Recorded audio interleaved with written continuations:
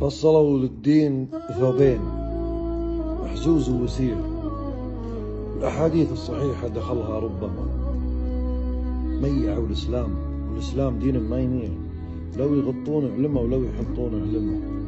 وافترى عبد المهيمن على عبد السميع، واجتهى عبد البصير يتكلم، إنما بلغ عبد الصبور بنصيحة للجميع: لا تغامر، خلك أطرع ماسكه وعامه. تطرق أبواب الشفاعة ولا تلقى شفيع.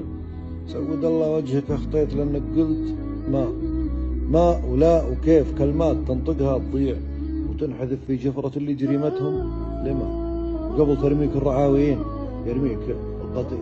ما رميناك برمينا لكن الله رمى. لن تعز من ابن حنبل ولا احفظ من وكيع، وإذا ما تدري بالاثنين فاسأل من هم. لكعتنا سود الأيام ونعرف اللي كيف، وانت غيشهم ولا حنا ما حنا بغشمه. السنين تطوع اللي يعنيد وما يطيع، وش يسوي العبد لا جاء الأمر من السنة؟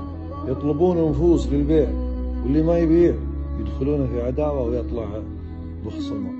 يطلبون نفوس للبيع، واللي ما يبيع يدخلونه في عداوة ويطلع بخصمه. كل عصر تحسب انه هو العصر الفظيع، أمة من دم عثمان تسبح في دمه. لكن اللي نقدر نقول والحل النجيل: لا تلاطم موج الأفكار والطرح احتمى. أنكر المنكر بيدك، إذا ما تستطيع بلسان، إن كان عادك لك لسان وجمع. وإذا ما تقدر فبالقلب، لو خيط الرفيق يربطك في عروة الحق.